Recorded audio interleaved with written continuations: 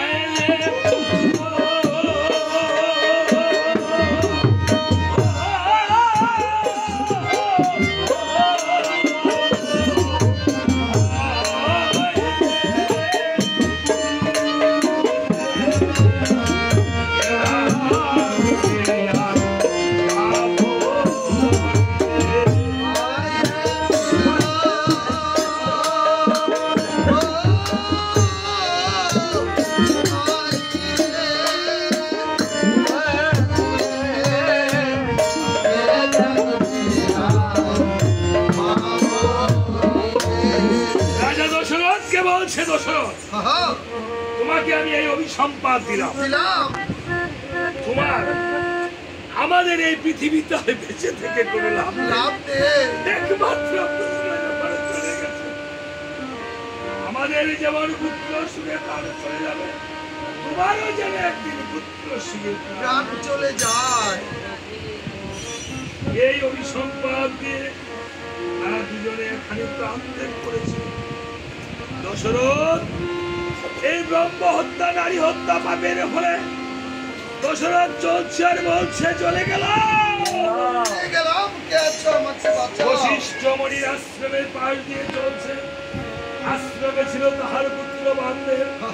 বামদেব এমন 3টি তুলসী পত্রে 3বার নাম লিখে বলছে দশরথ এই তুলসী তলায় বসে তুমি রাম রাম জপ করো। আচ্ছা অনেক তো ইয়ে তো শুনো ডাকবেন না ডাকতেছি বলিতে পুণ্য সঞ্চার হলো দেহে দশরথ পুণ্য নিয়ে চলছে দেখেন রাম নামের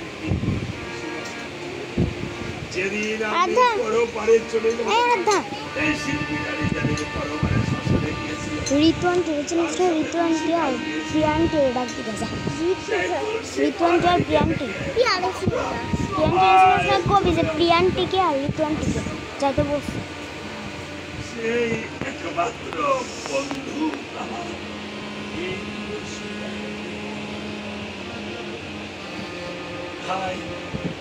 এই তুলসীকে যে শিরে ধারণ করে তাকে বলা হয় শিরে তুলসী। প্রতিদিন তুলসীকে প্রণাম করে তুলসী বংশ যদি পাঠ করে ঋতুয়ান্টি প্রিয়ান্টির কথা